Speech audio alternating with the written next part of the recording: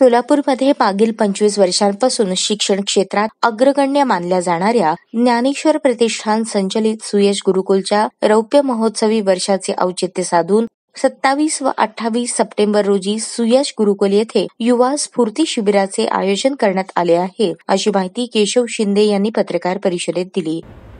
हे 2 वर्षाचे युवा स्फूर्ती शिबिर हे एक वेगळ्या तत्वावर आणि वेगळ्या कॉन्सेप्टवर आम्ही बिल्ड केलेलं आहे. याच्यासाठी युवा पिढीतील 4 ते 5 असे स्पीकर आणि 2 ते 3 दिग्गज जे मोठे आणि युवकांसाठी बोलणारे असे स्पीकर त्यांना आम्ही आमंत्रित केलंय. रामकृष्ण मिशन गोवाचे चीफ स्वामी आर्यानंदजी हे कीनोट स्पीकर देण्यासाठी येणार आहेत.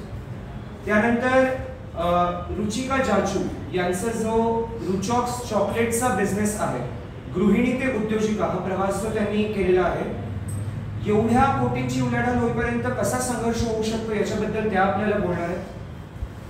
त्याच्यानंतर स्वतंत्र थिएटर्स पुण्याच्या धनश्री हेबाळीकर मॅडम, जे स्वतः नाट्य कलावंत आहेत, सिने कलावंत आहेत आणि सिने कला दिग्दर्शक आहेत, त्या मुलांशी रंगभूमीतून आपला व्यक्तिमत्व विकास कसा करायचा त्याबद्दल संवाद साधतील. भक्ती देशमुख युवकाभिराम, तरुणांसाठी नामाचं काय महत्व आहे याच्याबद्दल त्या बोलतील. डॉक्टर नवनीत तोष्णीवाल सर बोलतील युवकांसाठी संधीचं सोनं कसं करता येईल, अपॉर्च्युनिटीतून ते त्यांच्या आयुष्यात कसे घडत गेले.